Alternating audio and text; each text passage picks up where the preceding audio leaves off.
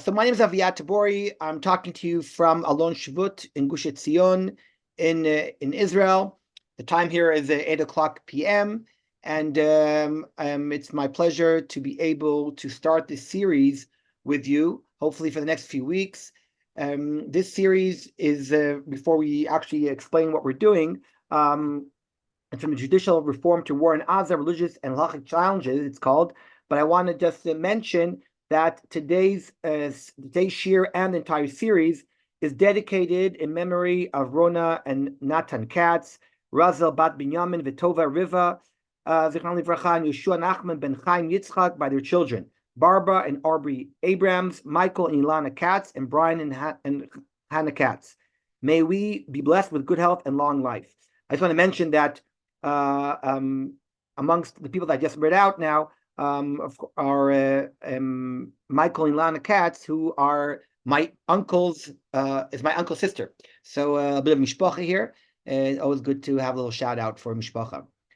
Okay, so in this series, we are going to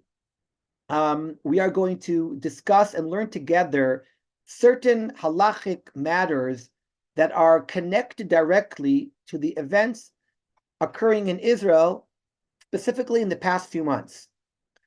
As we all know, as we're all, I'm sure, very much aware, I don't need to tell anyone, the past year here in Israel has been a roller coaster, very, very dramatic events taking place in Israel.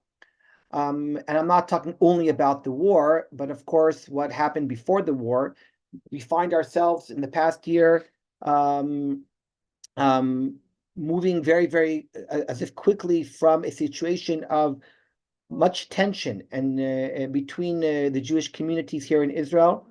Many demonstrations, that you're all aware, demonstrations after demonstrations, which had to do with a big debate which got out of hand here in Israel about whether or not the legal system and the judicial system should be changed and how much should be changed.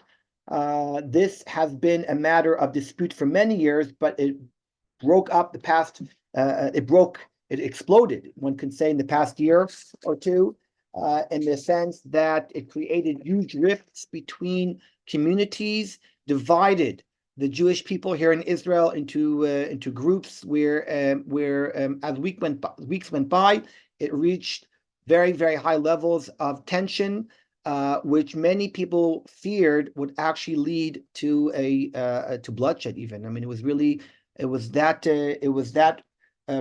people were that concerned that chas v'shalom these tensions would lead to lo aleinu some milchemet achim.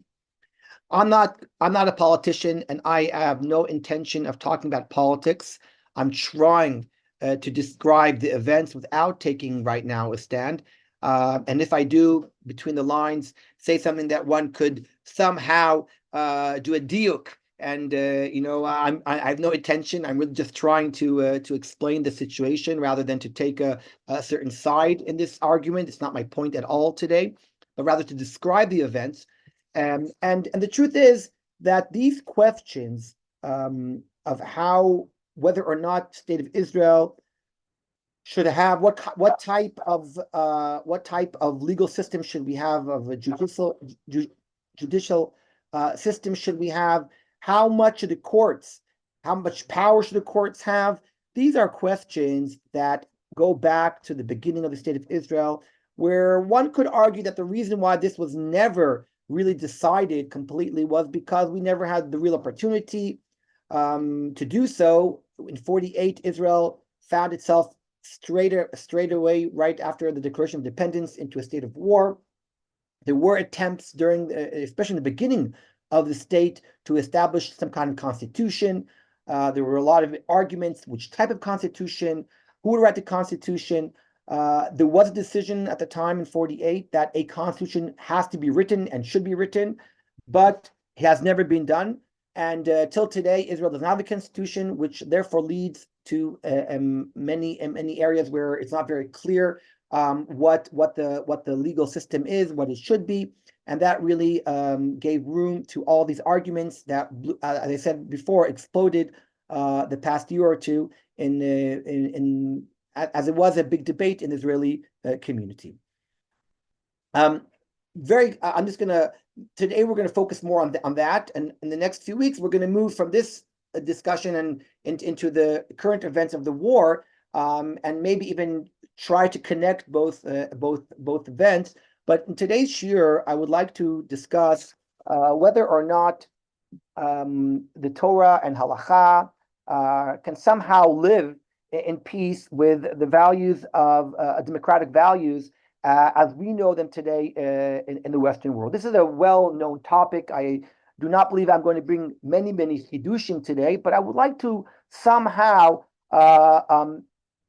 mention the main points of argument and discussion that come up in this very sensitive matter. The main question, of course, is can a religious Jew, an Orthodox Jew who believes in the authority of the Torah and the Kadosh Baruch Hu, can he really live in peace as if with a modern democratic liberal world? And one could argue that, well, outside of Israel, it's not so debatable, because outside of Israel, one can live in his home the way he wants to, and klapei chutz, and when he leaves his home, he has to obey the laws of the land. Dina de b'chuta dina is a very famous idea that we have to obey the laws. The Gemara talks about this. Shmuel's famous halacha that we have to obey the laws of the land, and really Jews debated this issue throughout their existence in Chutzarts, but it was never really debated when it comes to building a Jewish state. Building a Jewish state really suddenly confronted us with this existential question: should the state of Israel be a state of Torah law? And obviously, because it cannot, because the majority do not want it, and the majority today in Israel are secular. How does a religious Jew as if live in a world where he's in some kind of conflict between the state of Israel and other values, especially democratic, liberal, Western values that we have? And I, as introduction, just want to claim something very, very clear and very simple. I think it's all clear to everyone, but I think it's important. And there are three different kind of groups here in the state of Israel that, and only one of them, of course, has an issue with this matter. In the Haredi community, so I would say that the Haredi community in some way is very similar to Orthodox Jews living in Chutzarts. Because in Chutzarts, in diaspora, it's really not threatening you, because you can live your life as you believe it, and you have to deal as if with the government. You deal with the government. That community is not really threatened or bothered by this question. Obviously, the secular world, in a secular world, of course, wishes to accept secular and liberal views that and principles that exist in the world, and also are not really threatened by Judaism's values that, as if, seem to contradict or not the world of their worldview. It is, of course, the religious Zionist modern world, which, of course, is threatened, is challenged with these questions. It's really this community that consistently asks itself, how does it live with these values together? And therefore, I see myself as a religious Zionist Jew, a religious Zionist modern Jew, and therefore I find this matter an existential challenge here in Israel, and now, as if maybe after 75 years, where we have been able to establish a state, and now we can say, okay, what's next? Maybe this is the time that we can ask these questions and debate about them. So, as a beginning, I want to claim the following: if we were to ask, can Orthodox Judaism live together with the values of democracy? I think the answer is probably a yes. But before we say the yes, I would like to say in what way we cannot. In what way is there a default in the relationship or the connection between Judaism and democracy? And for that, I would like to quote Rav Lichtenstein, who, for those of you who know Rav Aaron Lichtenstein, he for sure would be a person that we would all, I think, is an example of a person who of a Talmid Chacham who lived in the world of Torah, but also lived in the modern democratic liberal Western world and saw the importance of that world. I would like to quote him here in the source sheet in front of you. You can read it to yourself as I'm putting it on. Hopefully you can see it on your computers. Rabbi Lichtenstein here gives us here a very, very profound message, I think, which is a frum Jew, first of all, has the authority of God, the authority of Kadosh Baruch Hu.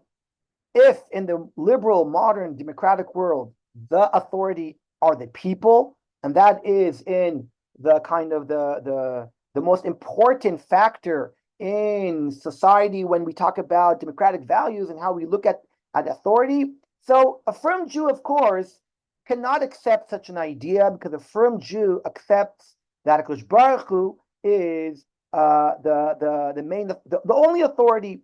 He says it very nicely here. We, on the other hand, you can read to yourselves, please, but I'm just going to read the last line here. We, on the other hand, Lichtenstein and I refer to those who cleave to universal religious values in general, and to our worldview in particular. I mean, he's not just talking to what we would call a Haredi Jew, right? Talking to people that believe in people that are we would call modern Orthodox, highlight the idea that the source of the authority is the Holy One and His will. He is our God, and there is no other. So that already suggests that there is a default problem or challenge that a person who believes in the Torah, believes in Kadosh Baruch Hu, believes in the light in the world of religion, of being a religious Jew, and by default cannot just say to himself, well, I accept all universal Western democratic liberal values, because by default our authority is Kadosh Baruch Hu, and that is the beginning point which I feel is very important. I want to just mention something. I don't know the crowd in front of me so well, and I have to be a little bit careful what I say, how I say, because I don't know exactly how things are taken. It's much easier to say things when people understand where I'm coming from. But I will say that there's sometimes a certain kind of pressure that we feel that automatically we have to kind of accept all other values that are out there in the modern world. And I want to dafka begin by saying that as firm Jews, I think the beginning point is that we recognize and we understand that Kadosh Baruch Hu is our authority. And after we can, as if, make that claim and explain why there's a default within accepting all other Western values, after we claim that claim, we can now begin arguing why it is true to say that many of the values that we today meet and confront in the Western world, why many of these ideas really go back to our texts, to our principles, to our ideas, to our mitzvot. Why really there's so much in the world that we live in the world of the Western values of democracy. Why many of them really do connect directly to Torah mitzvot.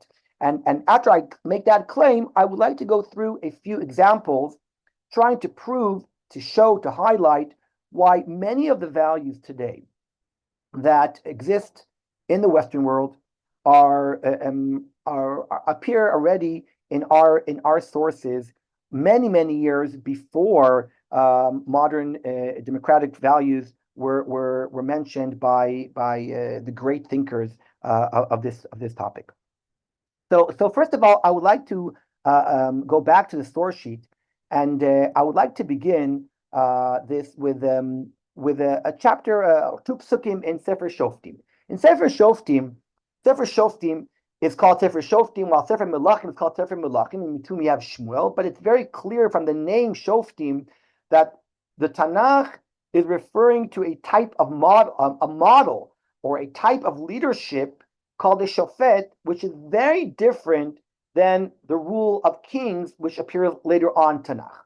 What is the difference between a shofet, we would call a shofet a judge, but the truth is, it wouldn't really be fair to call a shofet of the Tanakh a judge, because the shofet in the shofet in Sefer Shoftim, people like Devorah and Gidon, these and Yiftach and Shimshon were much more than just judges. They were leaders. But unlike kings, they had a difference, and therefore they're called shoftim and not kings. The question is, what is that difference? So, of course, the most obvious difference between a shofet and a melech is that a king rules through his children, the dynasty, the idea of children continuing to the next generation and the next generation. We talk about Malchut Beit David, that Malchut Beit David is the house of David rules, while Sefer Shoftim is very, very clear in Sefer Shoftim that after the Shofet dies, a new leader is chosen. This idea of a shofet is something that we can connect much more to in nowadays. The idea of a shofet, it sounds very much like what we recognize or in the modern world, which is a leader cannot rule forever. And of course, when we have situations when rulers give over their leadership to their children, we have words to describe such models. And in a negative way. And in Sefer Shoftim, Gidon, who was a great leader, a great ruler of his people, is the people address him and they reach out to him and they say, and you can see in front of you, they say to him, Gidon, rule over us, both you and your son. Meaning, what are they asking, in other words? Right? They're asking him to be a king because he was a leader. So what's the difference? What's a chiddush now that they're asking him to be a leader? He is their leader. Aha! They're asking him to become a king. They want your son and your son's son, for you have saved us from the hand of Midian. So the first time that we have a request for kingship in Tanakh is in Sefer Shoftim. At this point, many people get confused. They think the first time that Bnei Israel asked for a kingship is in Sefer Shmuel, but actually it appears in Sefer Shoftim. And it is fascinating what Gidon answers to them. And Gidon said to them, I shall not rule over you, and my son will not rule over you. The Lord will rule over you. This is a profound message of Gidon. Martin Buber, in one of his articles about this, really highlights that this message of Gidon is a very powerful idea that highlights the default in every type of kingship, leadership. Anyone who rules by default creates a problem because he is threatening Malchut HaKadosh Baruch Hu. Gidon is saying we may need leaders in order to create a situation where there's no anarchy. We need law and order in order to survive as a society. In that, from that aspect, leadership and rulers are just a means for the people to be able to function. But Gidon was very concerned that the king would become the purpose, the aim itself. And if such is, and as such, he tells us that is an anti-Jewish idea, because we can only recognize one melech, and that's Malko Shel Olam. So here's an irony. On one hand, it seems from Gidon's argument that leadership is not a Jewish idea because it threatens HaKadosh Baruch Hu being the ruler of the world. But at the same time, and this is the irony, it lays down the foundation for limiting the power of man, because the more power that man has to rule, the less as if HaKadosh Baruch Hu has place to rule. So in some really funny, ironic way, if you understand what I'm saying right now, the foundation of limiting power, which is one of the more important, I would say, foundation kind of principles of democracy, in the Western world today, of limiting power. We call it, checks and balances. There are different methods today that we limit the power of leaders.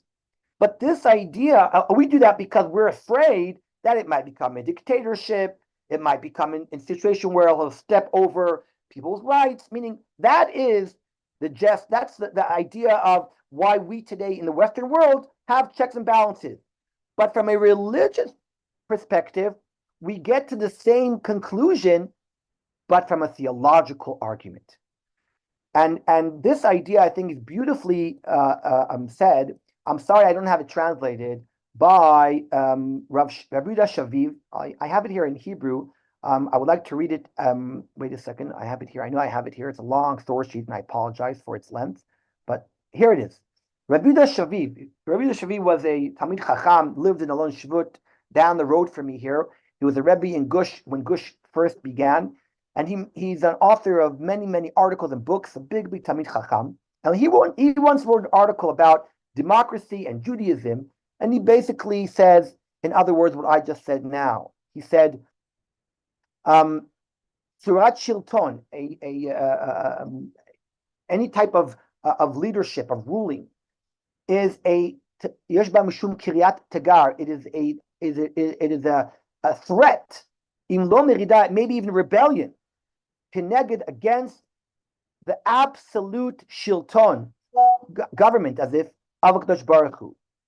And therefore he says, and here's the paradox he says to us, the more we are able to limit the authority of government, the more we separate the government powers, the more we will be democratic, the more we will lessen the threat of rebellion against HaKadosh Baruch Hu.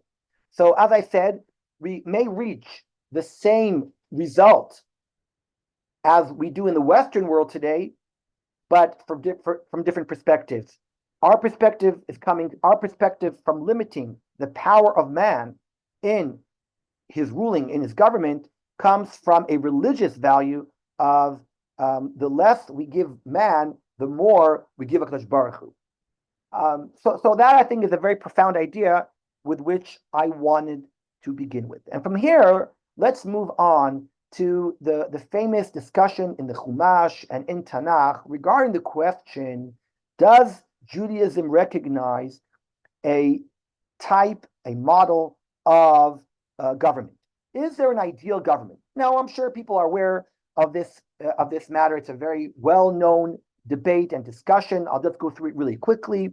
The debate is really a result of a famous contradiction that appears in the Tanakh. On one hand, in the Chumash, in Parashat Shoftim, in Sefer Devarim, the Torah commands us that when we come to the land of Israel, you shall appoint a king. Now, by the way, I translated "you shall appoint a king," which already is giving a commentary on the pasuk, because you can translate the pasuk a little differently, which the meaning would be differently. But right now, for the sake of argument, let's just explain that the Torah commands us to appoint a king.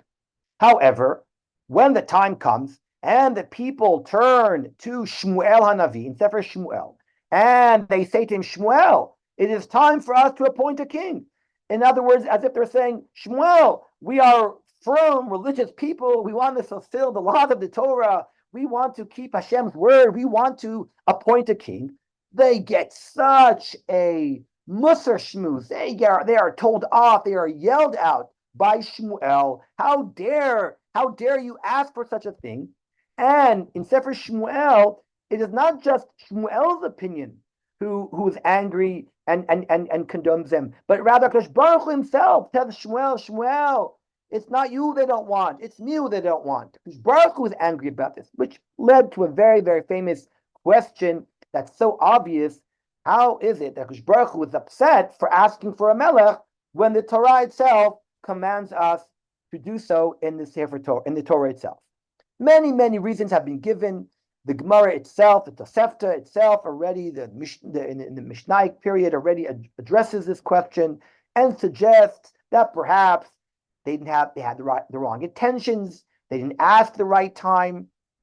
There are different answers given why perhaps there was a mistake done by the people for asking at that specific time for what they were asking for. The debate still goes on, and it's not very clear what is exactly the problem. may I suggest that the problem is exactly what we spoke about now. Meaning, and this is, I think, what the Ran seems to say, that the problem is that perhaps the people looked into a kingship as an ideal rather than into a means, as if they wanted a system to govern them, which they felt would perhaps be an ideal, which really should only be a means for governing, for living in a law and order in society, and they twisted that and felt that the king himself is the ideal, and if you do that, there is a religious problem. So it could very well be that is exactly the sin of the people, not seeing government as a means, but rather as a purpose.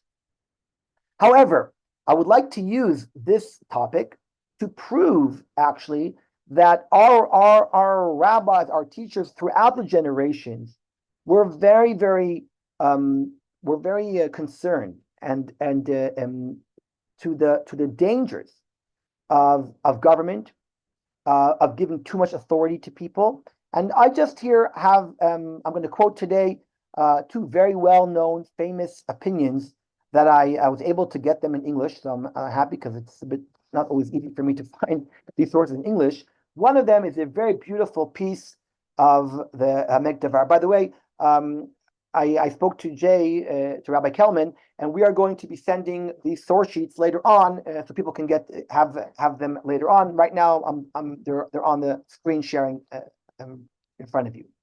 The Netziv Naftali Tzvi Berlin, who lived in the late 19th century. He lived within the 19th century. He died at the late 19th century. Rosh Yeshiva Volozhin, and the author of many books, amongst them a very, very important commentary on Chumash. He points out the language of the Torah, that the Torah refers to when it says, when you ask for a king, you shall appoint a king. The Torah uses very interesting language. The Torah doesn't tell us just, oh, you must appoint a king. The Torah uses the language, as he says here, and you shall say. What does that mean, you shall say? Ve'amarta asima alai melech. One could explain ve'amarta, you shall say, you shall appoint a king, in different ways. How does the Netziv explain it? The Netziv explains that you shall say is not just a technical matter. Oh, that when the day comes and that you shall say, I would like a king, then appoint a king. But rather, that this is a profound detail of the mitzvah of appointing a king. That the focus of appointing a king must be based upon the words of the people, the request of the people who say, we want a king. You can see here in front of you, I'll read part of it. I'll just read the last. And you shall say that the people should ask for it, and then you shall appoint a king. Meaning, according to the Netziv, the idea that the people are involved in the process of appointing a king, that the government of the people comes from the people, by the people. I know I'm using some kind of words here that are well known, but the idea that it's the people who are part of the process, and that at the end of the day, the king of Israel was only appointed when the people wanted the king. And HaKadosh Baruch Hu himself in the Torah points out that the Amarta Asima Alai Melech, it has to do with the people, already tells us that the place of the will of the people in deciding who their leader will be is a very, very important piece of ruling, of leadership, of government. That, of course, is one of the more important principles, I think, of democracy, which is that the government, of course, is a reflection of the will of the people. This, according to the Netziv, is already an idea that the Torah refers to in the words Ve'amarta asima alai melech. I'm sure people are aware of the very well-known idea of the Abarbanel. I'm just going to repeat it. I have it on the story sheet. I'll go back there in a second. But Yitzchak Dun Abarbanel, the famous advisor to King Fernando and Queen Isabella, I will say Yimach Shemam, who expelled the Jews of Spain in 1492. He was their, famously, he was their advisor, and after the conquest of Spain from the Muslims and throwing out all the Muslims from Spain, the Spaniards wanted to kick out all the Jews. And as we all know, the expulsion of Spain in 1492 occurred, and Abarbanel had to himself leave the country. Even though he was offered to stay in this country, he preferred to join his people and go on exile. The Abarbanel, as you know, was a very famous commentator on Chumash and Navi, one of the greatest in Jewish history. And there's no question that when he refers to this discussion that we're discussing right now, to the discussion of what is the ideal in the Torah when it comes to a king, to a government, there is no question that he is referring directly, even writes it explicitly, he's referring to the monarchy of his time, to the governments of his time. He really knew kings. He lived in the palaces of kings. He met them, he talked to them, he advised them, not only, by the way, in Spain, but also later on in Naples and Italy. He also had relationships and connections to kings and queens. And there's no question that in his commentary, he's reflecting in a very negative way his opinion of the monarchy. And Abarbanel already over 500 years ago is laying down in his writings certain principles and ideas that we would find that one could compare very, very easily to democratic principles that we find today in our governments of today. Rabbi Yitzchak Abarbanel really understood that the Torah does not believe in monarchy, and when the Torah does command us, it does not do it in a positive way, but almost in a not negative, but well, if that's what you want, then that's what you do. I'll give you an example. We have other mitzvot in the Torah that are mitzvot, and yet everyone understands that there's no idea that one should always run to do them. I'll give you an example that I think we're all familiar with. Getting divorced. The Torah has a mechanism called divorce. If law aleinu, a couple doesn't get something happens in the marriage and they have to separate, the Torah recognizes that there is a mechanism of divorce, giving a get. Does anyone think that this is a mitzvah that we should all try to keep?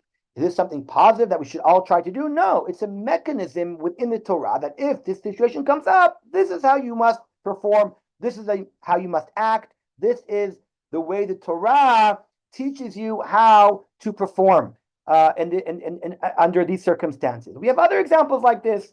War, and the Torah teaches us how to fight a war. Obviously, no one's going to say, "Oh, I wish to keep all mitzvot. I hope I can also perform mitzvot of war." No, it's obvious that a war is something that we don't want to do. We prefer not going to war. But if we go to war, then the Torah teaches us this is how to perform a war.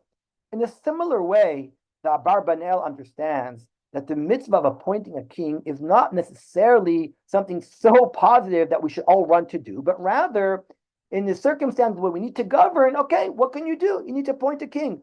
But going back to what we said before, it's not an ideal of itself, but rather a means of governing the people, so we shouldn't have a problem with law and order and anarchy. And within that commentary that he writes, he really tells us something quite amazing. I'm going to read it out loud, and it's in front of you. It is not impossible for a nation to have many leaders who gather together, unite, and agree upon a single policy. Why shouldn't their leadership extend for a year or for 3 years, like the years of a hired worker, or less than that? You hear that? The Abarbanel highlights the problem with having one person who is a dictator. Isn't it good for us to have more opinions? Isn't it more healthy for us to limit the amount of years that a person should rule? The model of a monarchy where someone has so much power and he has no his power is so power it's such a powerful kingship that he rules till he dies, really gives him so much power. And he explains, and look what he says here. I'm skipping a little bit. He says here, surely experience overrides reasoning. Look and see those countries governed by kings, and today we see countries governed by judges and temporary rulers elected from among them. This is in 1490s and 1480s. Now, under the elected government, there's nothing crooked or perverse. No man raises his hand or foot to commit a crime. And they conquer countries with wisdom, understanding, and knowledge. So Abarbanel is already 500 years ago suggesting that we rethink the models of monarchy, and that we should challenging the classic models of monarchy which existed in Europe for hundreds and hundreds of years, of total control over the people and passing it on from generation to generation.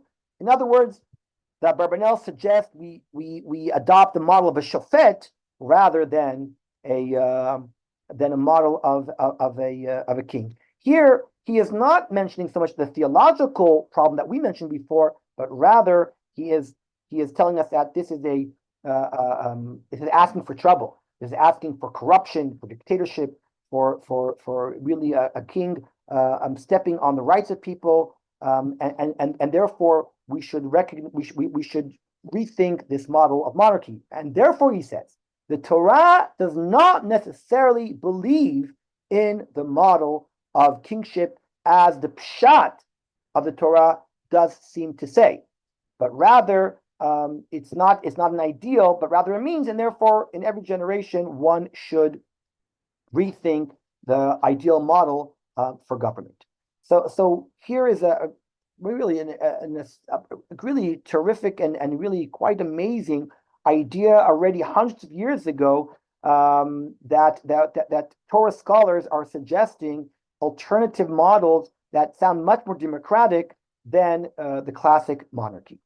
Let's move forward. By the way, I'm sorry, but people are asked. I thought maybe people wrote something on the chat. I do intend to give at the last 10 minutes for people to ask and to comment, to argue, to say, this is a democracy here today, so you can voice your opinions and question and comment. So we'll leave the last few minutes of the shiur for that. But I would like to move forward right now and suggest other models that exist within our sources that are very similar to certain values in the democratic world. And here I'm moving forward to a well-known idea that appears in the Ramban and Sefer Bereshit. The Ramban and Sefer Bereshit, towards the end of Chumash Bereshit, Parshat Vayechi, in the brachot of Yaakov to his children, the Ramban refers to the promise of Yaakov, Lo Yasur Shevet Miuda. There's a very well-known argument amongst the Mefarshim, the commentators on this pasuk, whether or not Yaakov, before his death, when he gives over these blessings to his children, are these some kind of prophecies, or are they more what we would call mitzvot, commandments? How do we really look at the words of Yaakov? Is debatable amongst the poskim. And this actually refers to his blessing to Yehuda to receive the kingship. Lo Yasur Shevet Miuda. In other words, the Shevet, the rule, the Shevet is a staff. So it's some kind of a ruling staff that the king had in his hand. And Yaakov is telling the brothers that he decided that the king of Israel will come from the tribe of Judea. As we know, Malchut Beit David will come out of Shevet Yehuda. And according to the Ramban, this is not just a prophecy, but rather a commandment that we can only have kings from Shevet Yehuda, and any type of kingship that threatens Malchut Beit David is going against the Torah. This, of course, threat. This, of course, if that's true, then we have a big question about how is it possible that Shaul was the first king of Israel. Not only was he the first king of Israel, but he was appointed by Kadosh Baruch Hu. How can it be that Kadosh Baruch Hu, who teaches us that Malchut Beit David is the chosen king, suddenly decides to take someone from a different tribe? That's a very well-known question, and I'm not going to talk about this right now. I'm sorry, this is really off our topic. But the Ramban explains that this was a terrible sin of the Chashmonaim. There are famous theories and question. Why is it that there is no Mishnah about Hanukkah?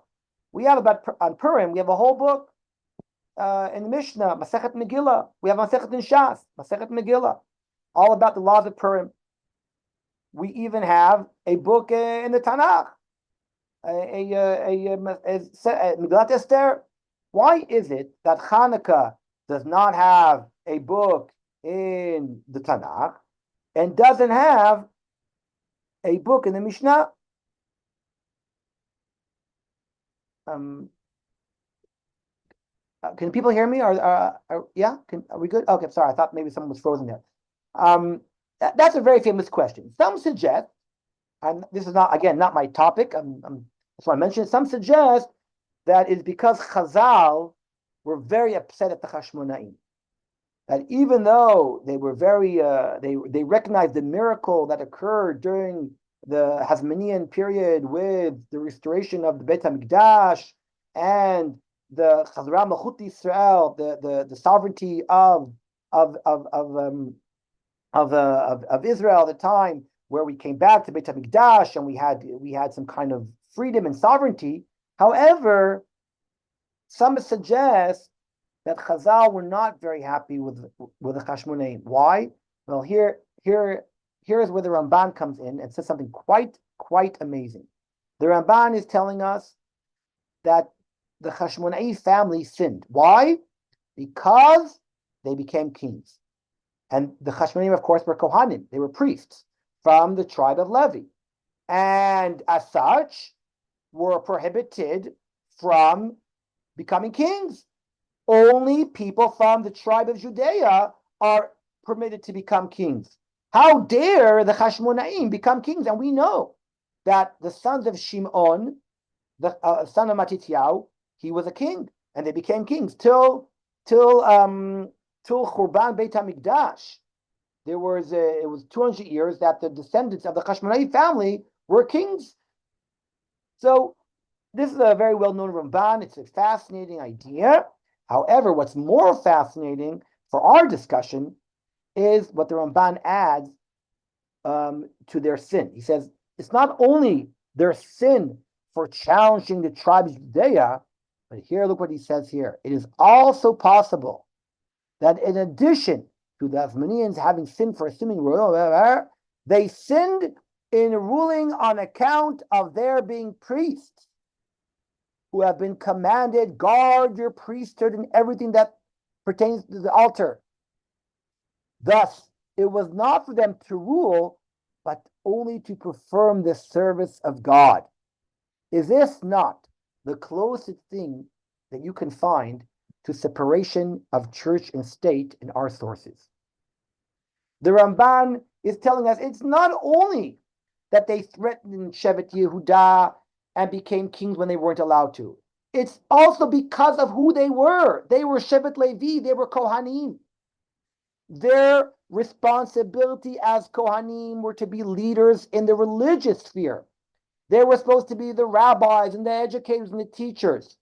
And by them stepping over, as if, stepping over from their responsibility into government, they basically made a salad, they made a mix or a challenge, right, of what they were supposed to be doing.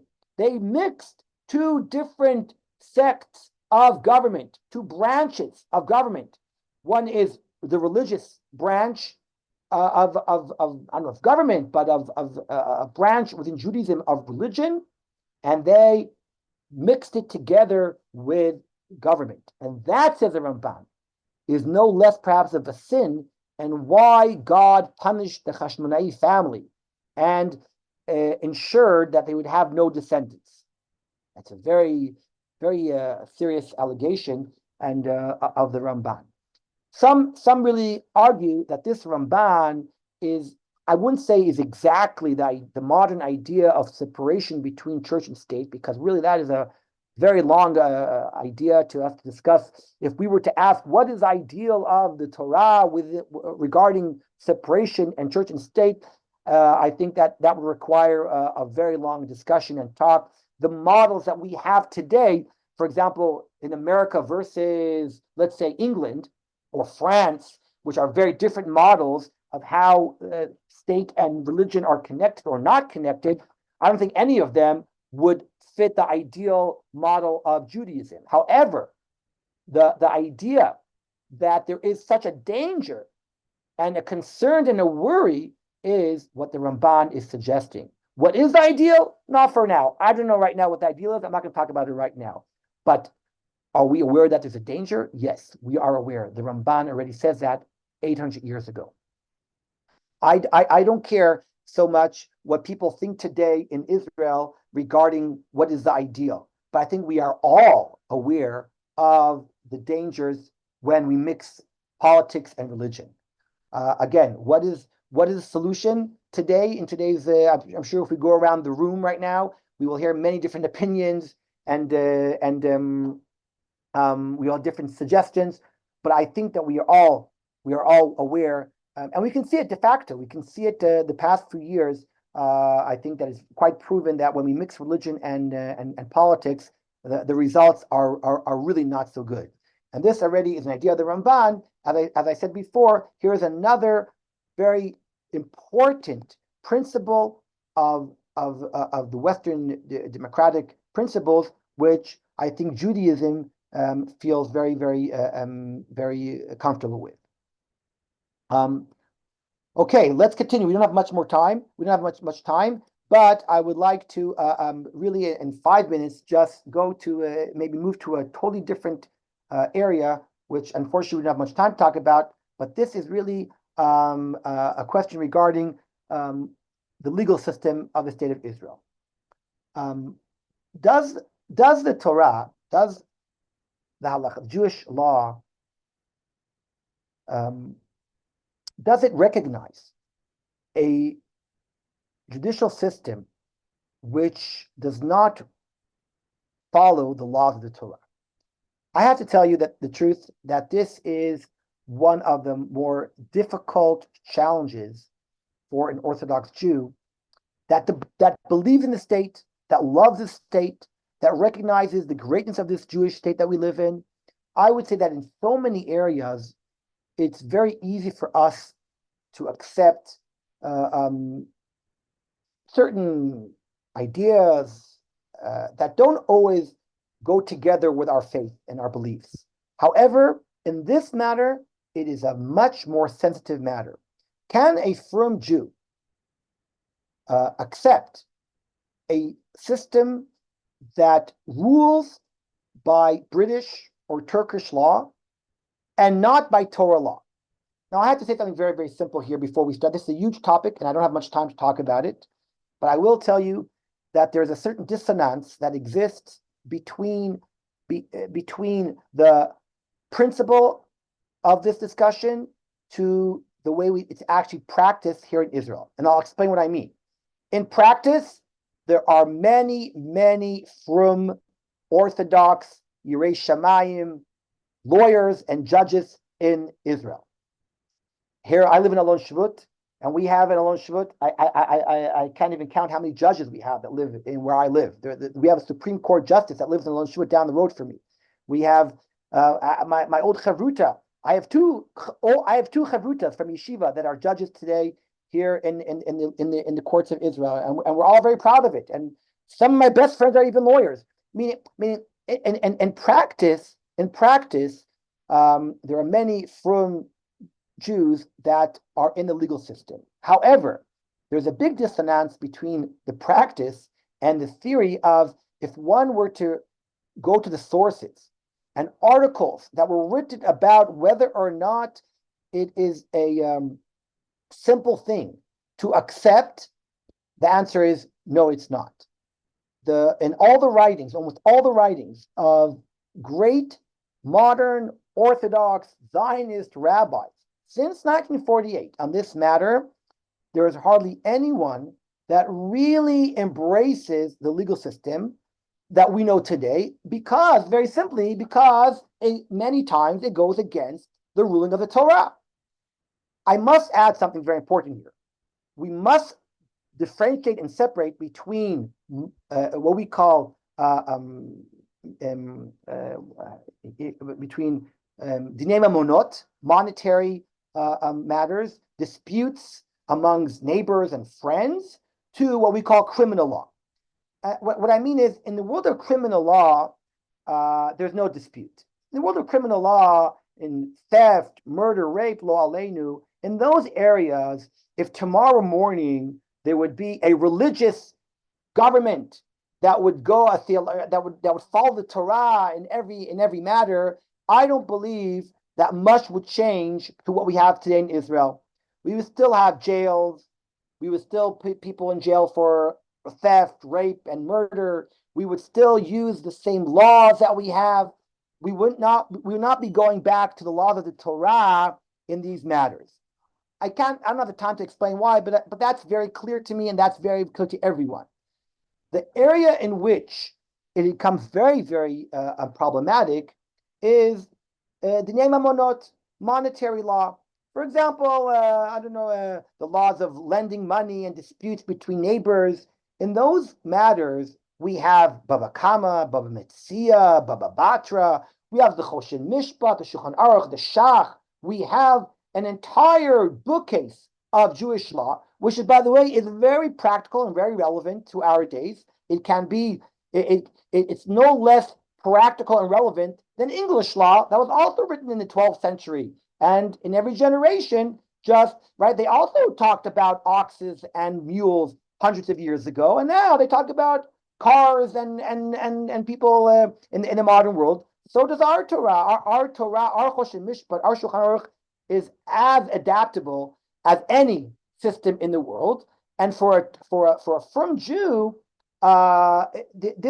this really creates a very big challenge. How is it possible for us to adopt an alternative legal system to our Torah? Now, the history of what happened in 1948 is fascinating. I'll just tell you that people like Rav Herzog, Chief Rabbi Herzog, who is the grandfather of the current president of Israel, really tried so hard to convince the leaders, the Zionist leaders in the late 40s and the early 50s. He tried to convince them to adopt Torah laws in the monetary department. He really tried to somehow. He had suggestions of how to translate these laws in modern times and to bring them into our systems. He really was he was very disappointed, of course, when it didn't work out. But he really, I think he should be remembered as a great pioneer in this department, who really tried. He wrote a lot about this. He has a book about this. He articles about this. He really tried, but he failed. So I don't have the time right now or to really go into all the different discussions, different models that exist within our law to suggest how we would be able perhaps to create models that we can live with. I will say, though, that the modern Orthodox Zionist Jew that lives in Israel today really has a dissonance in this department. On one hand, we recognize the fact that we don't live in a state where everyone is religious, so we have to we recognize that it's impossible and wrong to pass religious laws, but to change the legal system today in a country where people are not interested in doing so. We understand the importance of having rules in order to create law, in order and chas v'shalom not to have anarchy. But on the other hand, it's sometimes a little bit difficult to us to give it some kind of credit and importance and hierarchy, which it doesn't deserve, because really it's an alternative to the systems that, according to Torah laws, we should have. There are big arguments. You should know there are big arguments for years going on within religious judges, religious lawyers, and religious professors of law. One of my closest friends is a professor of law in Hebrew University in this department, in this area. There's a big argument going on for years whether or not we, the religious community, should try to somehow add to the secular law system laws that are Torah-based laws, and somehow to infiltrate the system and to connect it. There's arguments about this, whether or not it's correct or not correct. We should try or not try. Again, this is a huge topic, but I just wanted to say that in this matter, there's a bit of a challenge, and not so simple for a firm Jew to really accept the model that exists today. So if we sum up what we said today, I said that the modern Orthodox Zionist Jew living in Israel today does not have to apologize as if and be threatened or be feeling uncomfortable when we talk about democratic and Western values. Many of these values, many of these ideas already exist within the Torah. To say that we have no other value system but democracy, of course, is foolish, because the Torah, of course, creates for us other values as well. And most importantly, the idea that HaKadosh Baruch Hu is our authority is, of course, the main point here. But as I said, there's no reason for a person to feel threatened and uncomfortable when faced as a firm Jew with values. And I believe with all my heart that many, if not most, of the way the government today here in Israel exists in theory. I'm not talking about the political, the politics. I'm talking about the structure and the idea. For sure has religious value as well, because our Torah does believe in government and governing and sovereignty as principles and rules, and there's no conflict or contradiction between Torah values and government. So that thing is, however, as I said, when it comes to the legal systems, this is a little bit more of a difficult challenge for us today, of how we can live as if with such systems, even though de facto we actually live with them quite comfortably, and we're part of the system. So how does that work exactly? That is a bit more difficult. I know I said I would give time for questions, but please, if people have comments or questions, we have a few minutes. The year is really basically over now, but I'm suggesting and offering people, if they want to comment or to ask questions, now would be a great time to. Vakasha.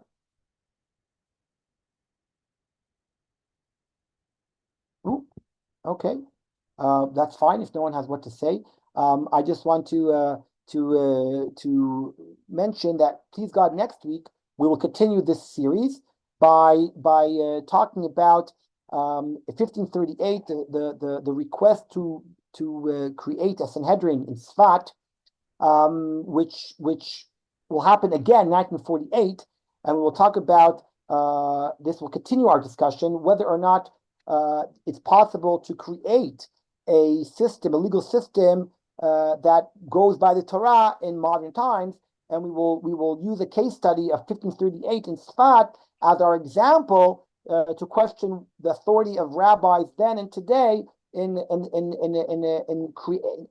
creating a legal system of authority of rabbis that could actually rule and in legal matters. So that will be B'ezras Hashem next week's lesson. I wish you all a question, yes. Please. Yes, not according to the Netziv, the Abarbanel, but according, for example, to the Rambam and those who say that appointing a king is a mitzvah, not an if the people first ask. Why did it take over 400 years from the time that Bnei Israel came into Eretz Israel for a king to be appointed? The answer might be that